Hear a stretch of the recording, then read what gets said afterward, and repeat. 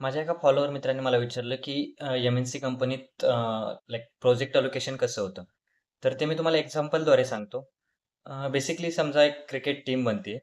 तर काय करतात, भुवनेश्वर कुमारला बॅटिंगमध्ये टाकतात. भुवनेश्वर कुमार सांगतात, की "नाही, मला तर बॉलिंग येते, मला बॉलिंगमध्ये इंटरेस्ट आहे." पण त्यांना सांगितलं जातं, की मॅनेजमेंटचा डिसिजन आहे आणि आम्ही तुम्हाला बसवून ठेवू शकत नाही.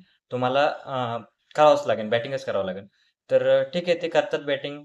9-9 तास त्यांच्याकडून बॅटिंग करून घेतली जाते 18 महिन्यांसाठी. पण बॅटिंगमध्ये काही त्यांना इंटरेस्ट नसतो, त्यामुळे बॅटिंगमध्ये काही काम चांगलं होत नाही.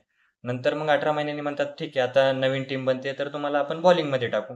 मग बॉलिंगमध्ये ते काम करायला जातात, तेव्हा त्यांचा जुना एक्सपिरियन्स बघितला जातो. ते म्हणतात, "अरे, तुम्ही तर बॅटिंगमध्ये काम केलंय, तुम्हाला आम्ही बॉलिंगमध्ये नाही घेऊ शकत."